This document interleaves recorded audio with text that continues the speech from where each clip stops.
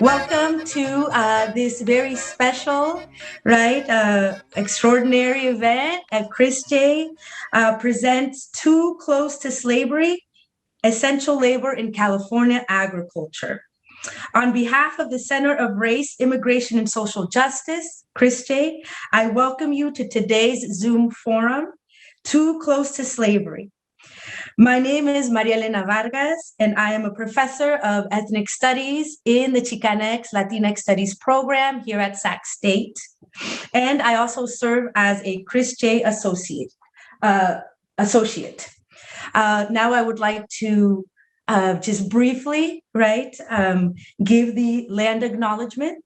We are mindful in acknowledging that the land that Sacramento State is located on was and continues to be occupied by the indigenous people of this area, the Miwok, Maidu, and Nisinan, recognizing their culture that is rich with spiritual ties to the land and waters that resonate with their traditions. We are humbled and take this opportunity to thank and honor those indigenous people of our areas, of our homelands. We want to thank the organizers of this event, Manuel Barajas, Heidi Sarabia, Ana Gutierrez, Luis Chavez, and our co-sponsors, CAMP, the Serna Center, the Dream Resource Center, the Office of Inclusive Excellence, and the California Faculty Association. We especially thank the keynote speaker and panelists for making time for this important conversation. And just very briefly, I want to say that I am also truly, truly honored to be moderating this panel and be in the digital virtual presence of all of the panelists and keynote speakers. And I'm looking forward to the conversation and just learning more for myself, on the importance of farm workers organizing and how we can better hold our communities and be better allies. Today's keynote speaker, Anne Aurelia Lopez, has been a distinguished scholar and advocate for farm working families.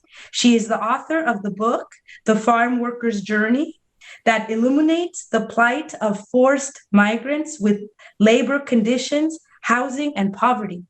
She has founded the Center for Farm Working Families in the Central Coast of California that attends to the basic and urgent needs of these workers who produce our food, yet remain historically marginalized. Dr. Lopez's talk is followed by artistic expressions for social justice and a panel of community and university experts who will help us understand, 1, farm workers' labor conditions, 2, policy recommendations that can advance their labor and human rights, 3, information resources that can help these farm working families. Their perspectives should help us understand, empathize, and most importantly, mobilize on behalf of farm working communities. I want to thank you for inviting me to come. I feel honored to be your keynote speaker, and I hope that the information that I give you today will be beneficial in our efforts to mobilize on behalf of farm workers. And I personally started into this business as a grad student at UC Santa Cruz. I told my professor I was willing to do all the blood, sweat, and tears of doing a PhD as long as I could do something for farm workers. And he agreed to that. So I studied the impact of the North American Free Trade Agreement on the subsistence and small producer farms of Mexico. And the impact of Nafta was fundamentally disturbing and changed my life. What I found was a binational population of people who were in inordinate pain and suffering. And after earning a couple of degrees in biology and spending most of my life in science, it was really a challenge to sit in living rooms or dwellings that farm workers lived in and ask them just non-threatening kinds of questions, like, tell me about your farming practices in Mexico, and have someone start sobbing within a half hour. And then we would get into discussions of how they missed their children, their mother in Mexico, how they couldn't go back and see them. And I realized how grossly inhumane this was, and even against the Universal Declaration of Human Rights, where one of the articles makes it clear that you can't steal other people's livelihood, which is essentially what had happened. NAFTA itself was produced in the context of the global neoliberal economy. And there are 4 pillars to that economy, which I think are important. One is to deregulate. So in other words, if there's constraints about spraying certain pesticides, if you want to, you can deregulate and then you can spray all you want. That would be an example. 2, privatize everything. So there's been lawsuits, for instance, on the coast of California against landowners who feel they own the beaches when in fact the beaches are open to all Californians. They want them privatized so they can have them associated with their own particular residents. And then the 3rd pillar is to get rid of public services. We're seeing that in the transformation of education from public education, which when I was a kid was excellent in California, now to charter schools.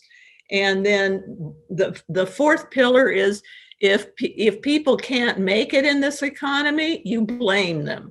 And so blaming the poor is the key pillar, and we certainly see that with the homeless population and also with the farm workers who are given very few choices oftentimes in their countries of origin and are forced to migrate, as they were in the case of NAFTA. The former president of Mexico during the time of NAFTA, Salinas de Gortari, estimated that 1 million farm workers would leave their land every year for the first 15 years of NAFTA. A million a year, that's 15 million farmers leaving their land. Where did he expect them to go? And the choices include staying on your farm of origin and basically going hungry with your family and maybe starving. Another choice is to go to a big city and find work and send money home to the farm. And then the last choice would be to make an undocumented border crossing to the US. And NAFTA basically forced these people off their farms, out of their country. And mind you, most important, or one of the most important aspects, is that this farming culture was a completely sustainable form of farming that had existed for, we think, 7,000 to 9,000 years and supported families all during that time. And so as people were run off their land and into the United States, there was very little discussion in the media about the role of this country and NAFTA in creating this, what I consider to be a humanitarian disaster. And in the process, our genetically modified corn and hybrid corn was being dumped into Mexico at unprecedented rates, undercutting the prices that farmers had expected from the government in the past. So again, robbing them of their livelihood. So there was most of the media claimed that all of this huge influx of farmers from Mexico were just people trying to get a better life and violating our immigration laws. And what I call them is economic refugees of NAFTA. So this is where much of the farm labor force today has come from. The estimates I've seen are anywhere from 60 to 75% of the farm labor force in the state is undocumented. In Santa Cruz County, the figure may be as high as 83%. Because we have a huge Oaxacan population that are the most recent arrivals, and they're also the most hidden population. You rarely see them in groups in the plaza or anywhere in town. They are either in the field working or hiding wherever they live. If you look at California's corporate agribusiness, it's historically, politically, economically unique, and it's a $55 billion industry, and it's held up by, depending on the reference, from 420,000 to 800,000 farm workers. No one knows for sure because, again, undocumented farm workers don't come forward. They are governed by what is called agricultural exceptionalism, which is incorporated into all labor laws. So farm workers are exempt from. Hello? Oh, I'm sorry. I thought somebody said something. Anyway, farm workers are exempt from the National Labor Relations laws, the Fair Labor Standards laws, and agricultural exceptionalism basically puts them in a position where the corporation or the grower can pretty much do anything they want with these people. And the biggest threats that they face with a grower or a corporation is one, deportation, and then two, being blacklisted. So if they complain, then they're at risk of being blacklisted and they won't get work anywhere in California. The farm worker health in California is the deadliest state in the country for Mexican workers. And we use in the United States between 1.1 and 5.1 billion pounds of pesticides that are dumped annually on this country. In Santa Cruz County, we used in 2017, which is the most recent figure or data available on this subject, we used 1 million pounds of pesticides, and 400,000 of those pounds were carcinogenic. And quite frankly, I'll just stop and say I am sick and tired of meeting farm worker families that have children affected by pesticides. It's absolutely disgraceful. Children with cancer, ADHD, autism spectrum disorder, and learning disorders. And I understand recently that they're eliminating the special ed programs. So these children don't have much of a chance of a life in this country. Several researchers, including Rick Mines at UC Davis, have concluded that farm workers would be much better off if they just stayed in Mexico, that they live a life of overwork, overcrowded living situations, incredible poverty. They live on the edge of life. They have no health insurance. They have very poor nutrition, and they die at a very young age compared to the rest of the population. So they're essentially usable and discardable beings. And I personally look at farm labor in this country and industrial agriculture as reworked slavery from the South. If you study slavery in the South and look at the structure of the fields and the workers is almost identical to what we have in California, with huge areas of land occupied by these workers. And though a law was passed to end slavery, no one can actually physically own bodies anymore. What we have in California are laws, regulations, and institutions that keep farm workers trapped and from which escape is nearly impossible. And to give you one example, almost every farm worker family I interviewed in my research wants their children educated and out of farm work. They want them to have careers. And so that is the primary goal. However, the Buena Vista Migrant Camp, which is a state-run migrant camp, and all the migrant camps actually in the state of California used to have the 50-mile regulation. Again, this is another regulation to maintain the farm labor force. And what it was, if in case you're not familiar with it, is that at the end of the season, when migrants moved out of their units, they had to move at least 50 miles away if they wanted to return to the same migrant camp and have the same unit the following season. So that meant their children went to 2 different schools. They fell further and further behind in their education and eventually dropped out and either became farm workers like their parents or joined gangs. That's what we observed. So we declared war on the 50-mile regulation. We did ethnographic research, made a PowerPoint, went to the Housing and Community Development Office in Sacramento, made presentations. We went back multiple times. I personally drove up there from Santa Cruz on 7 different occasions, and they were unwilling to do anything. And I kept asking the question, what is the purpose of the 50-mile regulation?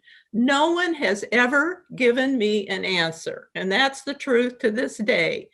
And so a miracle happened when Governor Newsom was running for governor. His lieutenant governor, Eleni Kounalakis, came to Aptos and gave a presentation, told me that she'd love to meet some migrants. I took her to the migrant camp and let her hear the most vocal of the families in the camp that I had met who were upset about the 50-mile regulation.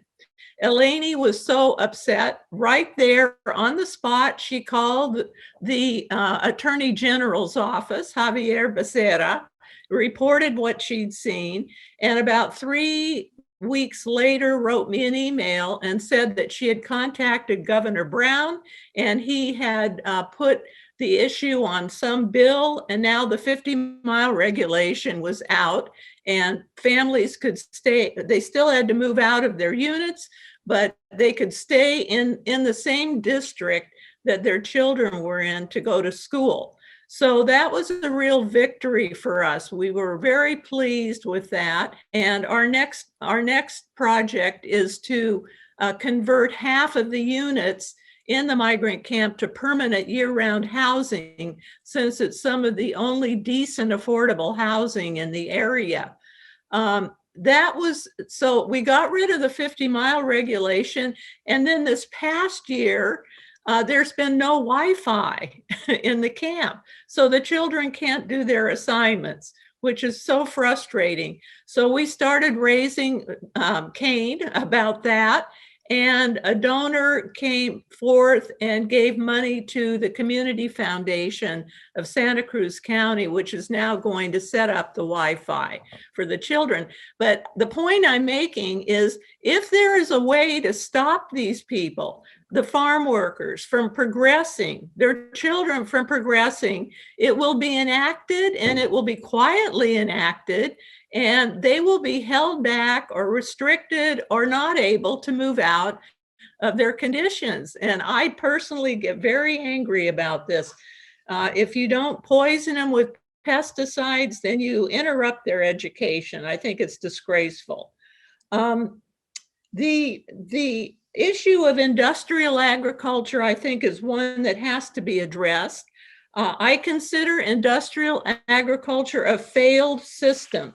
And I'll tell you why. I've kind of written a little piece about this.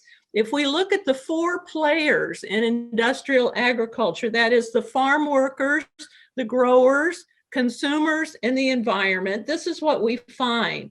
Farm workers with few, if any, rights, a life of perpetual poverty, a life expectancy that's greatly shortened, etc., and are relegated to the dehumanized status of discardable, impoverished slave labor that results from the neoliberal agribusiness system of food production. Growers are certainly a rung above. There's many millionaire growers in the Watsonville area. However, in the neoliberal economy, they're competing with growers of strawberries all over the world. So if in Taiwan they start growing strawberries cheaper than what they grow here and start shipping them over here, that supply of strawberries could undercut the price that the growers in Watsonville have long expected and put them out of business. Consumers unwittingly purchase the produce of a slave class of people that live in nearly perpetual physical and emotional pain, thus supporting a corporate agribusiness system that systematically exploits both labor and the environment. Since the heavy use of pesticides in conventional ag leaves residues behind in food, consumers do not know what poisons they are consuming or how they will affect their health. They are even kept in the dark regarding whether or not the food product contains transgenic grains and other products, even in the face of mounting scientific evidence demonstrating that transgenics are harmful both to human health and the environment. And finally, the environment, with literally millions of pounds of pesticides infusing the environment every year, we are losing species and even the bees that are critical to pollination. The World Wildlife Fund just came out with a figure. We have lost 2/3 of all the wild animals on this planet since 1970. This is a completely unsustainable system. And a lot of it is because of poisoned habitat. We must stop using these poisons. And the bottom line is, if you study agroecology, if you read the UN reports, if you read the Rodale Institute 30-year study, you learn that all the food we need to support all of humanity can be grown with agroecological regenerative farming and have only positive benefits for both people and the planet. We must stop and transform this industrial agriculture system. I also think that along with transforming the basic ecology of industrial agriculture, we need a new system of labor. And I personally would favor the use of cooperatives for farm workers. Why can't farm workers who do this heavy labor, why can't they be part of the profit margin in this issue and not live in perpetual poverty? There are three things that would transform the lives of farm workers. One would be comprehensive immigration reform, which we still don't have. No one in my mind, no one in my mind who has worked weeks, months, and years in the field should be worried about deportation. We need these people to do this heavy, hard work. And if they're going to do it, they ought to be paid appropriately. To burden farm workers with their already difficult lives with the threat of deportation is just one more layer of cruelty on top of all of the other slave-like conditions that keep them trapped. The second thing they need is a living wage. We hold distributions every month to supply farm workers with basic needs, and we're essentially subsidizing the growers and the state. Farm workers should be able to have the dignity they deserve and a wage high enough to go to a store and buy the things they need for themselves.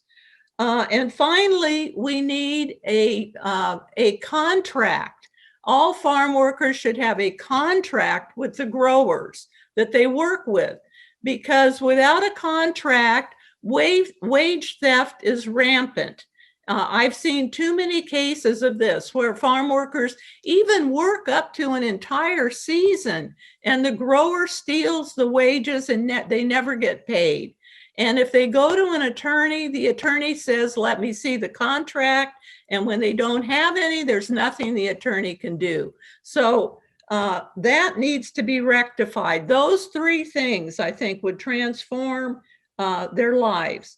Now, I became so upset about the injustices that I learned about from being immersed, or as some of my friends call it, being in the trenches with the farm workers, that I eventually started the Center for Farm Worker Families.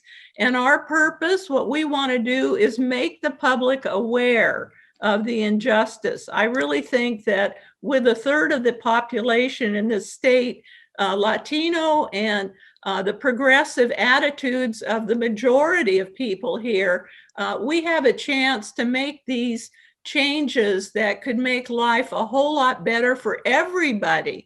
Farm workers, consumers, everybody, the environment, etc.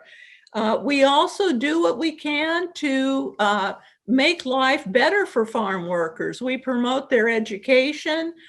We buy computers for kids and encourage them to move on in education in spite of all the barriers. We have paid for some of their expenses at different universities.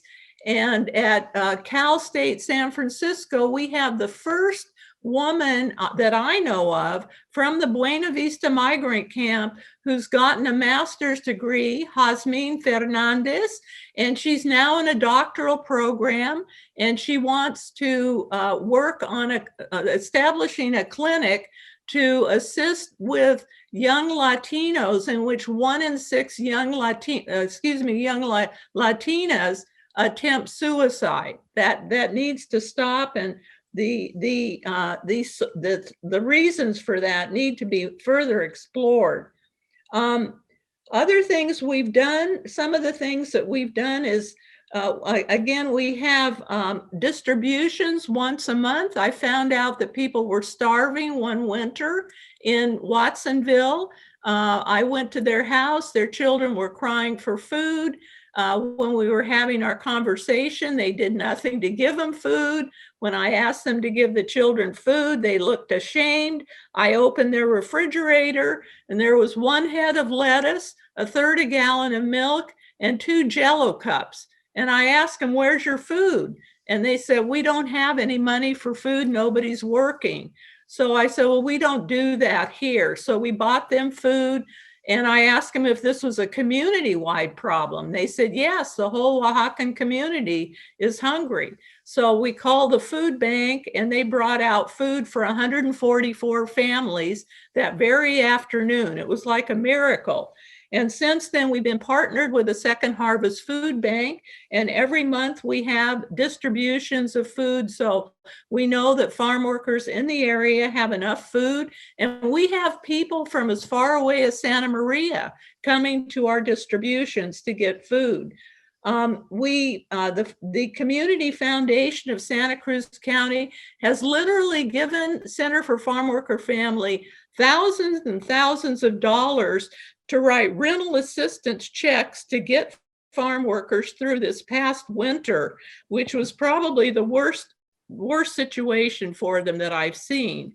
So we write rental assistance checks and turn it into a celebration. And we have Gray Bears bring out food for people. So when they pick up their check, they can get food, they can get clothing, baby items, etc. We have farm worker reality tours when we're not concerned about COVID, where we actually take groups of people, classes, etc., out to meet the farm workers and hear the stories that I've been hearing for about a quarter of a century. The other things that we're dealing with now are the NOIs. I don't know if you know about the notices of intent. We're partnered with the Californians for Pesticide Reform, and the NOIs, the notices of intent, are given by a grower to the agricultural commissioner in the area when the grower intends to use a restricted use pesticide. We want that information publicized on the internet. So anyone in the area can go on the internet, find out what is going to be sprayed, when and where it's going to be sprayed, and take precautions, whether it involves closing windows or leaving the area or whatever. Thus far, the agricultural commissioners in the state have refused to divulge that information or to publicize it. They've made up all kinds of excuses, and we've debunked every single one. And it goes along with what I've discovered with farm workers, where they'll complain about being subjected to pesticide exposure in the field. And I'll tell them, ask your boss what they're using, and I'll do the research, find out what it is, how dangerous it is, and how you can protect yourself. And I have never met a farm worker who knows what they're being exposed to. I think that, again, these are human rights. We have a right to know what kinds of poisons are being used in our environment that might affect our health. And certainly the farm workers, who are the most exposed population in the state, have a right to know what they're being subjected to. It's interesting because farm workers will call me from the field and tell me, they'll report to me that they feel dizzy, they're vomiting, they're beginning to faint, et cetera, et cetera. And so then I will call our local agricultural commissioner. He sends out a whole group of people from his office to investigate. But unfortunately, again, the farm workers are so threatened by the idea of deportation and being blacklisted that they don't talk, which is very, very unfortunate. Regarding COVID vaccination, I reported to our local hospital that farm workers who are undocumented are not going to go to central locations where there are large populations of people to get vaccinated. That if you want to vaccinate them, you're going to have to come to locations like our hidden food distributions and vaccinate them there, because they're not going to risk being deported by ICE. And so, lo and behold,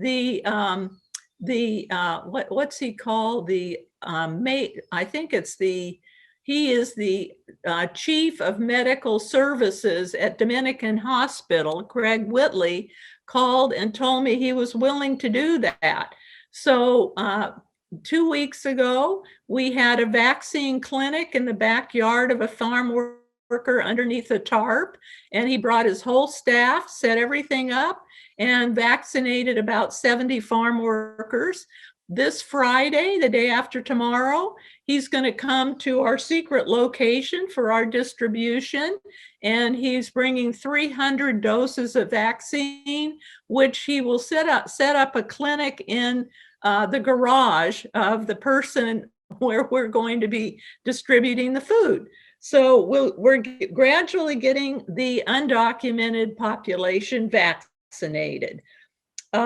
Robert Rivas has been fabulous in instituting legislation to support farm workers, including what's it called? AB 2043, the Agricultural Workplace Health and Safety Act. And this was passed with bipartisan support and signed by the governor, and it ensures enforcement by Cal OSHA of its COVID-19 guidance funds a targeted bilingual outreach campaign to educate farm workers on Cal OSHA guidance, as well as COVID-19 related paid sick leave and workers' compensation benefits, and directs Cal OSHA to track and report workplace investigations related to the agricultural industry.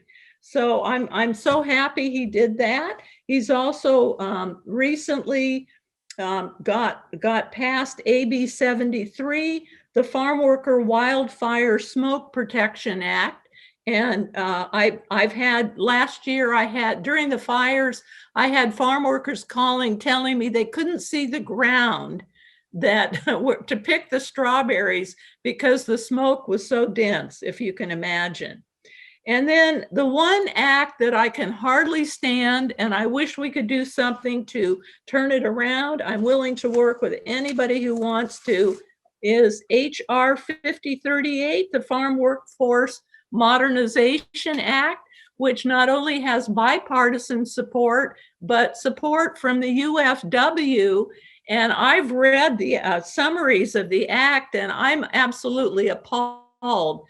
There is a path to citizenship, but I think by the time that a farm worker completes all the steps, they may no longer be living. But the worst part of it is it expands the H-2A program, visa program, to bring farm workers in to the country. And this promotes a race to the bottom for the farm workers that are already here, since the growers have complete dominion. Again, it's one step toward the slavery from the South.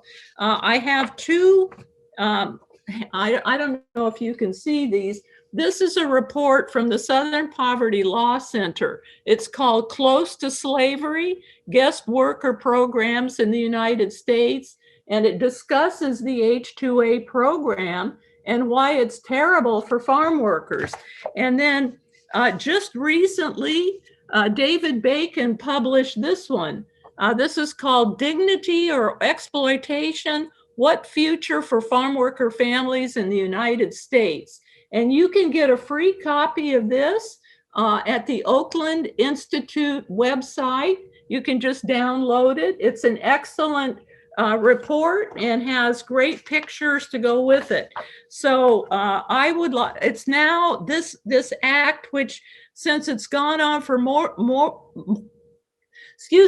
than a year, it's now changed its number to HR 6013, and it's in the Senate Judiciary Committee at this point.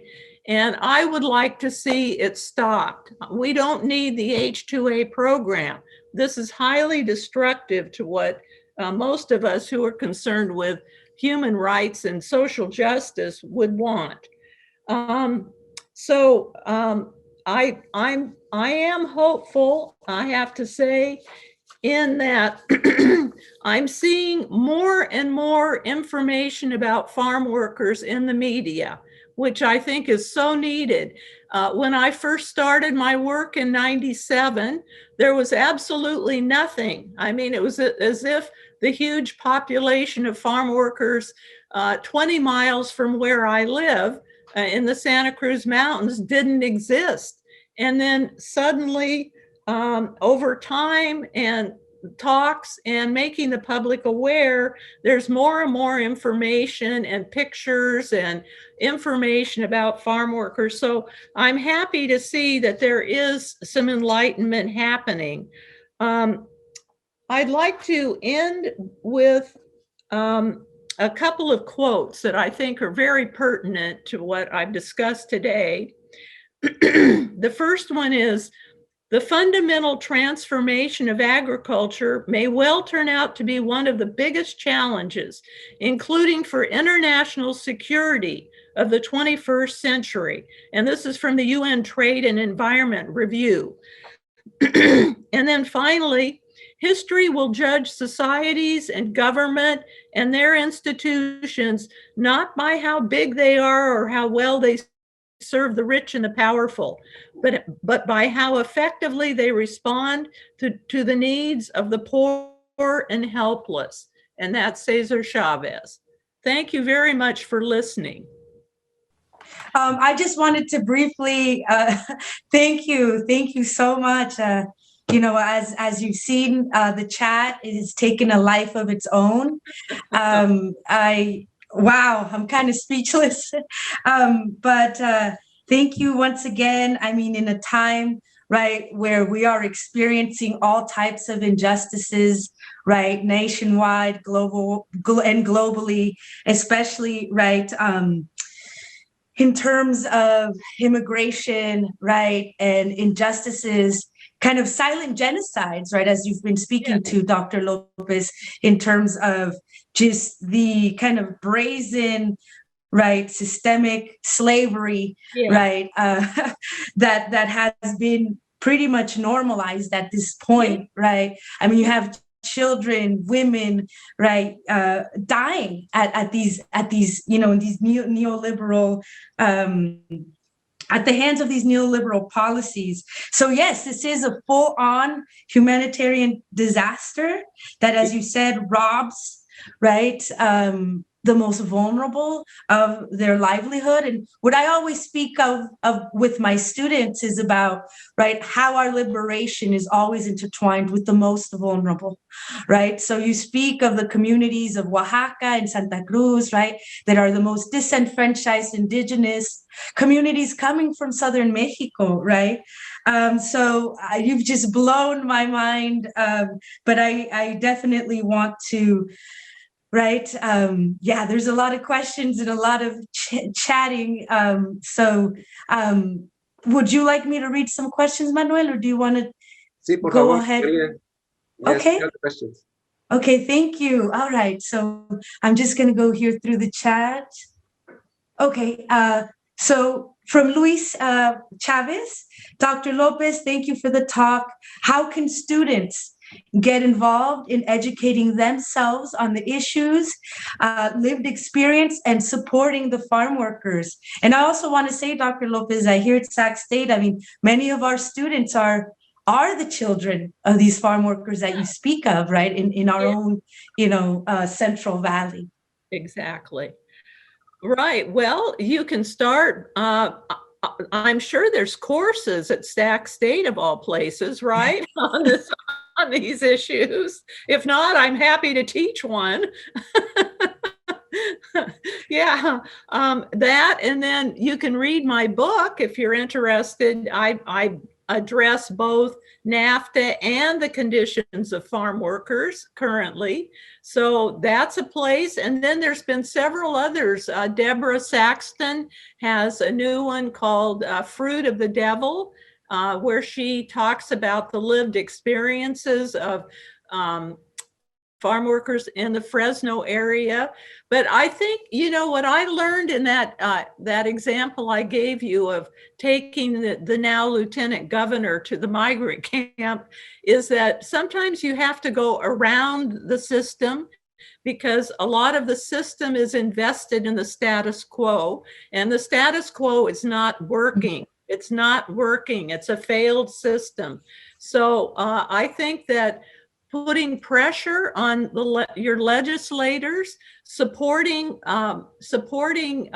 legislators like Robert Rivas, who grew up with a grandfather who died of cancer in a migrant camp. He's the one that generates the most compelling legislation. Also, Lorena Gonzalez, she's another one that has put out some great legislation. So I think supporting these legislators and then talking or writing to Governor Newsom about the injustices. I mean, he's at least open to hearing that subject. And then talking to your whoever your agricultural commissioner is, about publicizing the NOIs, the notices of intent. I mean, this is a statewide issue. These agricultural commissioners do not want this information to be publicized to people, to the public. So give them a call and tell them this is wrong. Let them know you know about this, They're hoping this will just die down and nobody knows about this. No, we need to let them know we're educated about it and we're not going away. That's what I told the Housing and Community Development Department about the 50-mile regulation when we were fighting that. I said, we're not going away. We'll have protests. It'll be in the newspaper. We're going to keep going until you give us a reason for the 50-mile regulation. And we eventually got it thrown out. And I think persistence is key. You have to keep, your thumb on the dial and constantly be a thorn in you know what for them. Otherwise, nothing gets done.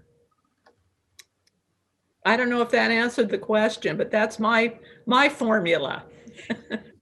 Thank you, Dr. Lopez. I mean, essentially, right, it's using our education to protect and liberate our communities. And who better to do it, right, than our students?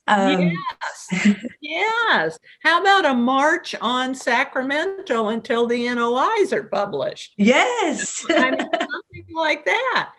Just a lot of people out there saying, we want this information. We deserve it. It's a human right. Thank you, Dr. Lopez. So we have a couple other questions. I don't want to miss anybody. So this one's from Gloria. Why is the UFW supporting FWMA? Farm worker. Oh, I met Teresa Romero at an event. We had a great conversation, very cordial. And I wrote her an email and asked her what her rationale was for support. What is the UFW rationale for supporting this? I don't see any benefit for farm workers in general. She never responded.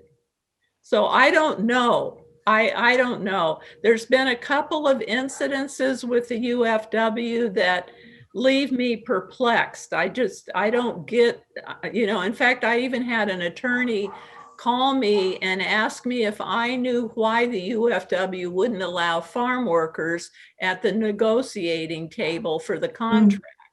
And I told him, I don't know. It seems like they ought to be the first ones at the table. So obviously we have different views on this subject. I really don't have answers. All right. Thank you, Dr. Lopez. We'll move on to another question. So this is from Catherine. I love the idea of forming working cooperatives using agroecological methods. I'm wondering, however, about land. About the land that would be available for that. Do you have any ideas for transferring ownership in an affordable way? It's a great question, Catherine. Yeah, I think it's a great question. When I've thought about this issue, I've thought, I think we need state intervention. There needs to be enough pressure to make this transformation that the state needs to intervene and maybe provide some of the funding for this transformation. The other issue too is that you can convert to organic agroecological farming within 3 years from conventional to agroecological. We have in Santa Cruz County, we have UC Santa Cruz that has a completely functional farm scale agroecological system, and they have apprentices where people come from all over the world to learn the techniques. So, I mean, growers could just, get in the car and drive a half hour and learn the techniques and begin applying them to sections of their field in the meantime. But there needs to be a public demand for it. I don't think it's going to happen. And there's no way to do industrial agriculture with large size monocultures, acres and acres of the same crop without the use of pesticides. So if we want to wean ourselves from pesticides, we must shift the kind of agriculture we're doing. It's not going to work otherwise. And the public has to demand that. How many people have to get cancer? You know, I was appalled yesterday. I was looking through some ads in the paper, and there was one for, what is it, Orchard Supply House, on different types of Roundup they're selling. I thought to myself, they're still selling Roundup after billions of dollars of lawsuits, all the science that points to non-Hodgkin's lymphoma and deaths. They're still selling this stuff. I mean, the public has to get involved and become educated. Yes, take a breath. Yeah. Yes. Oh my gosh. Yeah, absolutely. I mean, pesticides, as has been going through, I mean, your emphasis on pesticides, right? Well, I've just, you know, I don't know if I have time, but I just have to relay this one incident. This one farm worker woman was desperate for some rental assistance. So I met her in Watsonville, wrote a check for her, asked her if she was going to have, did I tell you this already? Was she going to have a happy Christmas? And she told me no, because I won't be able to be with my husband and daughter. And I asked her why. And she said, because we moved closer to a field for cheaper rent 6 months ago. And now my daughter has cancer, and my husband and my daughter are going to be spending Christmas at Stanford. This is the kind of stories that I hear. And to me, it's just heart-wrenching. Why is this normalized? This ought to be, would this happen in Los Gatos, California, in Saratoga, in Beverly Hills?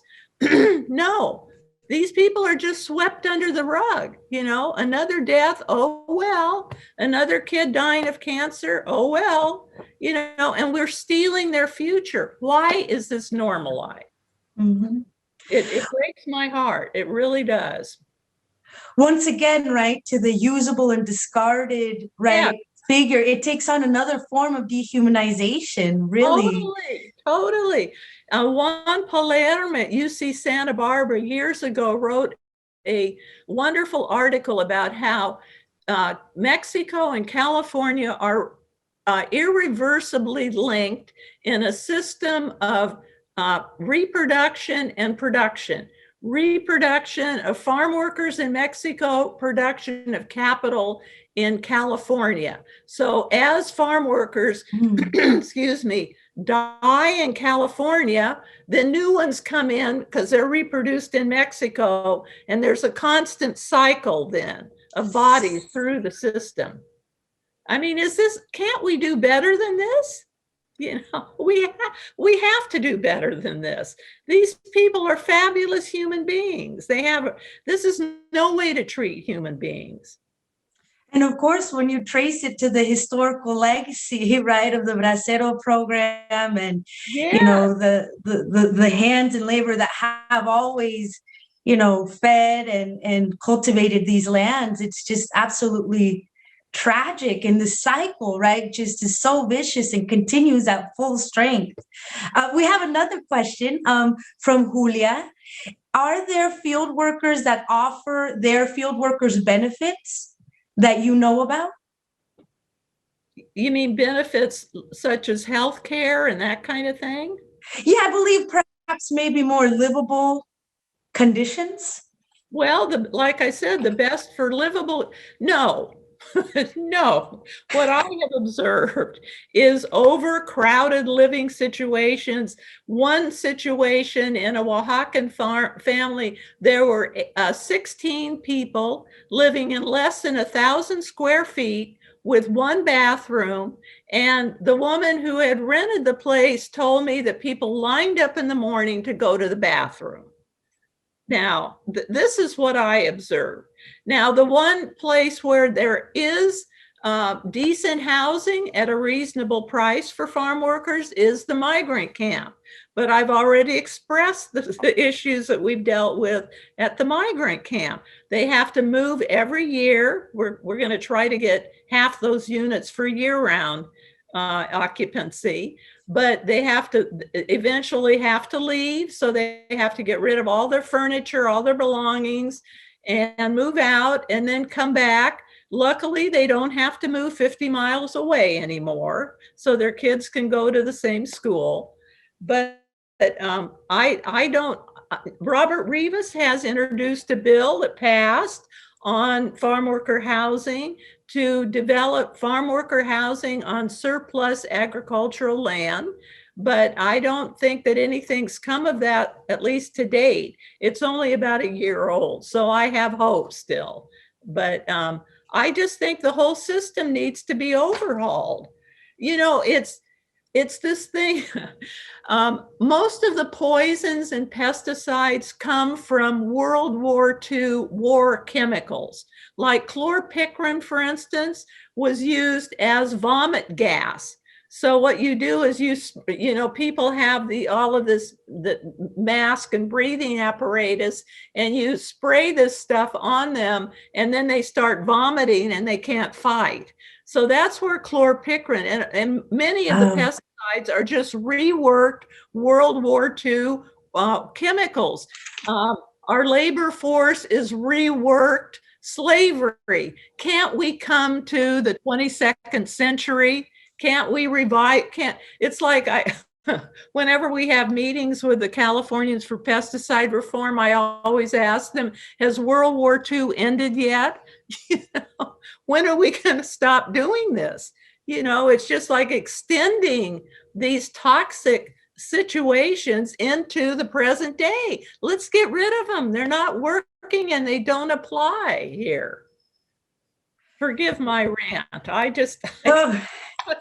No, we're loving it. But I was not aware of that, right? But that is its own kind of chemical warfare, right? That is being enforced. Yes.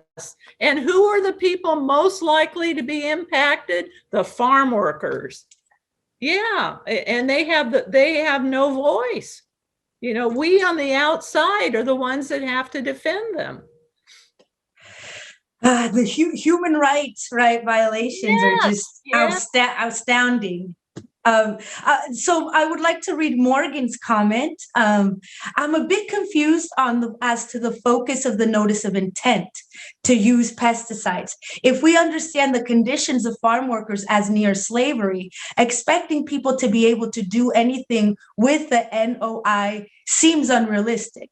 The main problem seems to be the use of pesticides at all, rather than their use being quote unquote hidden. Why the focus on the NOI? Well, the idea being, it's just one.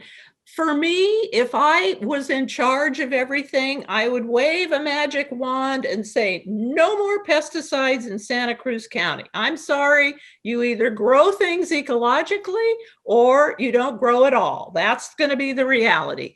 However, other people have a more pragmatic view where they're thinking we go step by step. So the first one would be the NOIs.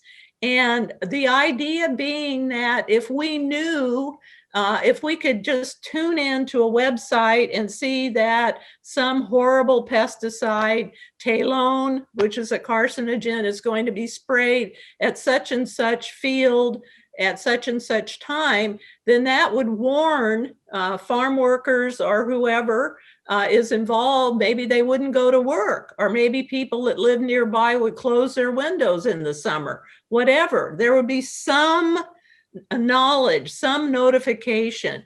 And the way it sits now, they're not willing to give us any information, even to the farm workers who are the most exposed people. So the definitely lack of transparency that they're able to get away through the political bureaucracy. Yeah, and the agrochemical companies are making a killing out of these pesticides while they're killing people. Everybody in California ought to be in the streets really about this. This is disgraceful, don't you think? You can't even go to the market and buy produce without worrying about what's in the food you're going to have for dinner. Last night, my neighbor, I love my neighbor. He knows I love avocados. So he brought me an big avocado last night and gave it to me. He says, here, this is for your dinner. So I was all excited. And then I looked and the label says 4. And we all know what 4 means, right? Conventional. So as I'm eating this delicious avocado, I wonder what chemicals I'm putting in my body and how they're going to affect. Why do we have to do this? Why can't we just know that our food supply is safe? We deserve that. So it is very much almost like these crossroads of death in terms of the pesticides are poisoning the farm workers that are cultivating it, and then also the people that are eating it, right? In terms of, and many times it's communities, immigrant communities, working class communities that can afford perhaps the more affordable produce, but that have been altered, right, in these dangerous ways. Exactly. And then, I hear stories like one that I've tried to forget it and I can't forget it. This one young woman came from Michoacan. She worked at 21. She worked in berries like blackberries and raspberries, and they're grown under these hoops with plastic. And of course they spray have you seen those in the field? They look like tents, almost rounded tents. And of course they spray in there. And she, at 27, she could no longer swallow. So she went to the doctor, who told her she had terminal throat cancer. So she went back to her village in Michoacan to die. See, that's what we have. That's what this system generates. We must do something about this. This is disgraceful. This is so absolutely. And we call ourselves a first world country, right? We call ourselves a democratic. I was reading today about how we're going to institute sanctions against China for their human rights abuses. Hello. Who has we have that in our own, literally our own soil. Yes, in our backyard. Just a couple more questions, because we're running out of time, but we would love to have you again if possible, Dr. Lopez. So a question from Eric. Let's see. Can you give us an insight on how the piece rate for farm workers has changed over time, such as strawberries, berries in Watsonville? Also overtime pay for farm workers. Well, the way the growers are handling I'll start there backwards. Overtime pay is they hire more farm workers to work during the 8-hour period. So there is no overtime. Did I explain that well enough? So they don't have to pay overtime. And then I haven't noticed really any remarkable changes in piece rate. Usually I think it's 50 cents a box and $4.25 an hour, something like that.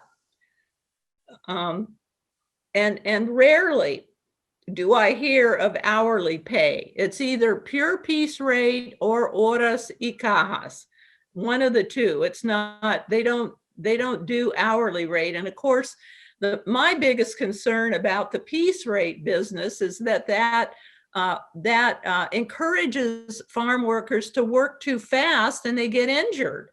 Yeah, they get injured. And, again, one of the ladies that came to get assistance check, had just had her leg removed because of diabetes. So now we're back to nutrition. No matter where they move in their lives, there is some risk. And, I went to Democratic Socialists of America and spoke, and a woman afterwards asked me the question, I would like to do something for senior farm workers. And I told her, I said, they don't exist. They die young. So there's very few senior farm workers. And she was shocked, but that's the truth. They die young from all of this abuse. What would you say is is the lifespan like mid 40s, 50s Well, for I a can farm tell you worker? that 20 years ago, the UFW said the average life expectancy was 49 years. Today, I think it's maybe a little more because at least in our area, what we've done is we've troubleshooted like with the food thing so nobody's hungry. We've located clinics that will see farm workers for next to nothing, et cetera. So we've been doing troubleshooting, and I think it's made a difference. But it's still, if you're out in the field exposed to pesticides, you're not going to last long. So it's probably somewhere between maybe 50, 55 at the most. In 2021, we're nearing the 22nd century. And yes, but these people are supposed to be invisible. And last question. Last question from Karina. I find it a fascinating question. Could you compare and find similarities with the agricultural welfare and pharmaceutical businesses? You mean the pharmaceutical business and the agrochemical industries? Is that the parallel? Yes. Yeah. Yes. Well, I mean, in terms of where these pesticides are coming from, who's it's anything we're in the anything for a buck economy. People in the environment are less important than profit. And you can see this all over the world. Why are we losing 2/3 of the wild animals on the planet? I mean, this is disgraceful. This ought to send alarms all over the world. We're not going to make it as a species. This is what's called the Anthropocene, the sixth mass extinction. And to think that we can live through this and enjoy all our billions of dollars and millionaires and all of that and not suffer any consequences is absolute stupidity. It's like an ostrich with a head in the sand. Come on, people. There's work to do. Let's get moving here. Oh my God, I get so angry. I won't need another cup of coffee this afternoon. Thank you.